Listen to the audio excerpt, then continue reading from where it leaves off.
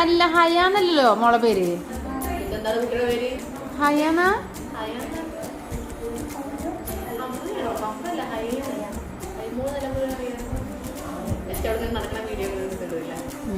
വെറുതെ എങ്ങനെ ഓരോന്ന് എടുക്കണതാ.